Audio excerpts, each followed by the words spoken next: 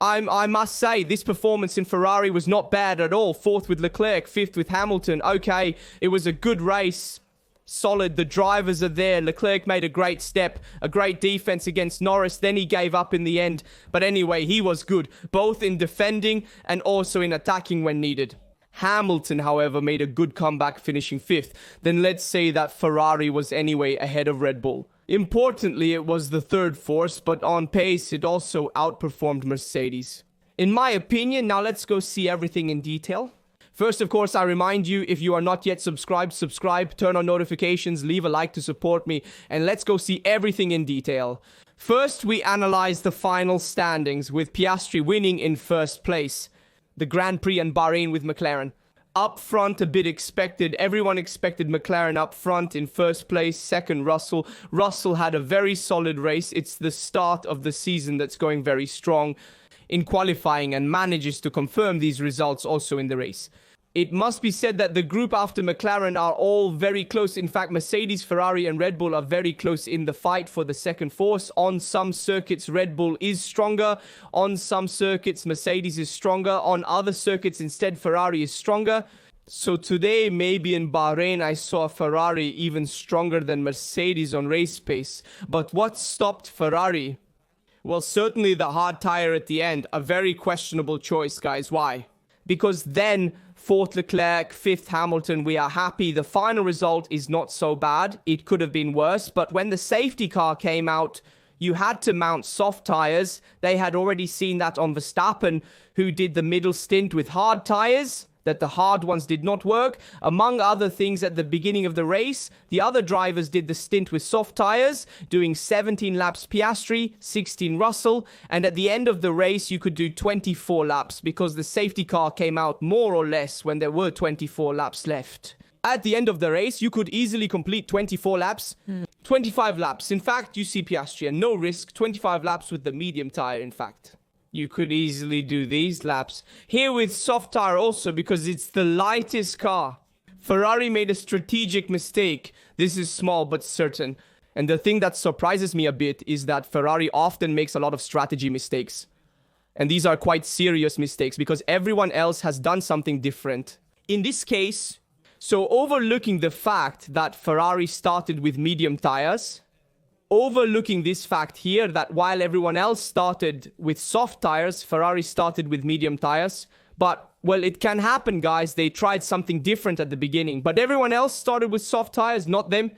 No, and in fact, Paul Leclerc lost his position at the start because of that tire. But, well, the fact of not starting with soft tires can also be there in the sense you want to do something different. But at the end of the race, it's unjustifiable to put on the hard tire because there were really only a few laps left. You saw that the tires lasted anyway because the asphalt temperature was much lower than that of the free trials, so there was less tire degradation.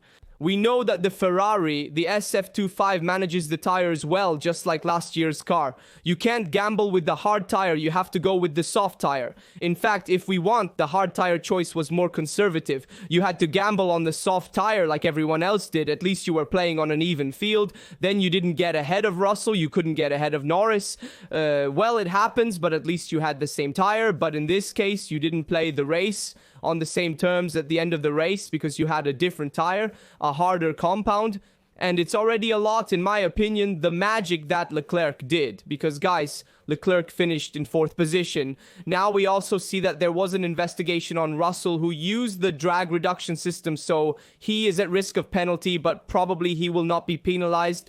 Anyway, Leclerc finished fourth, already performing a miracle by defending himself from Norris, who also made that mistake in the turn 1 braking where Leclerc led him to make that mistake. In short, even when Leclerc had the hard tire at the end, he still performed a miracle to keep Norris behind, who had the medium tire, which was the best tire in that situation.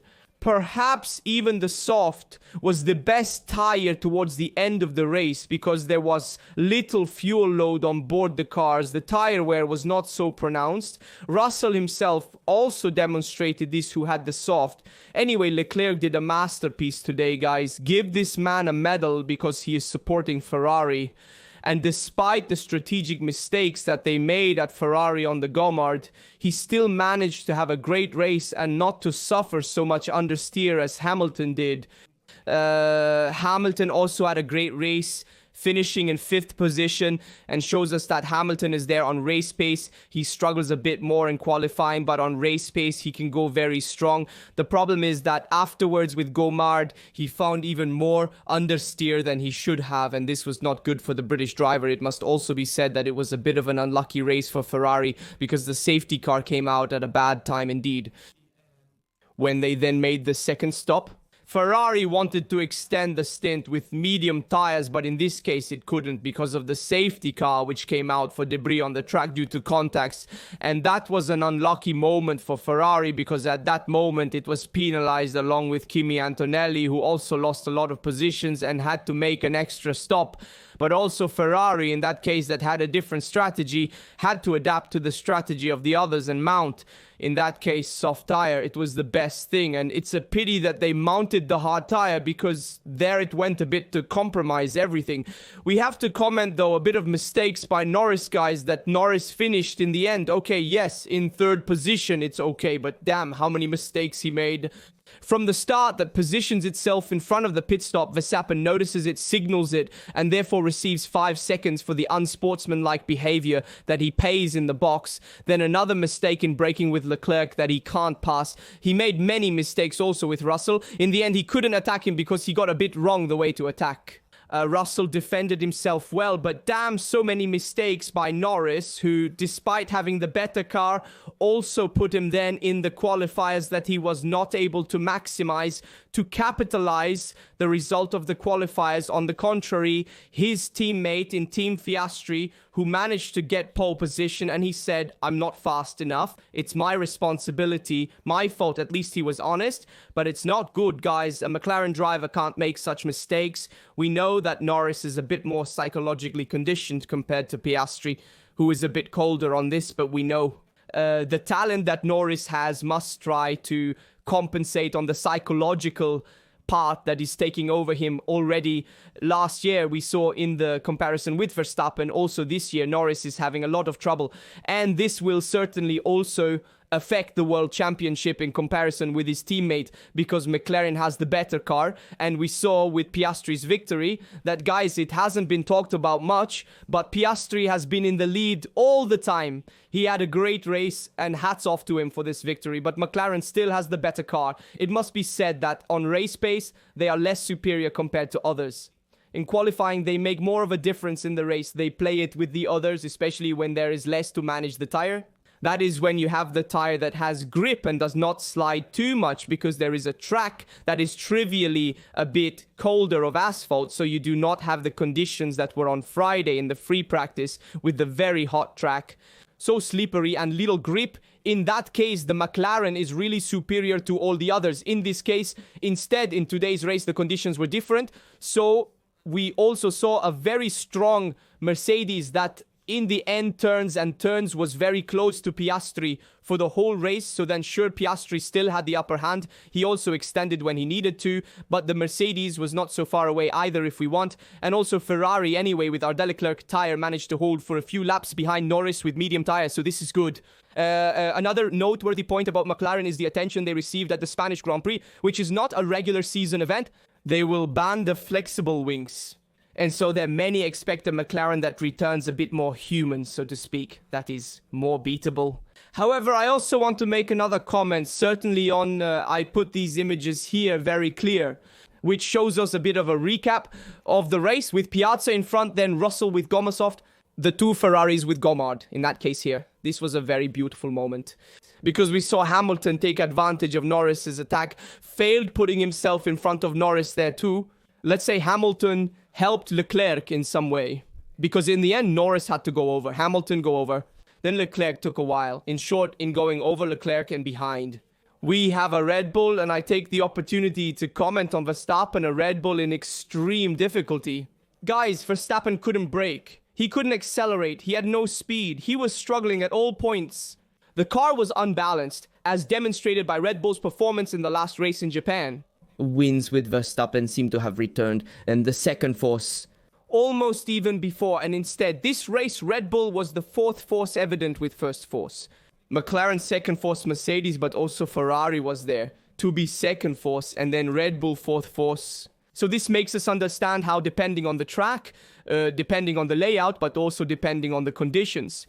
So if there is colder asphalt, hotter, how the abrasiveness of the asphalt is, it also changes the result on the track of all the drivers.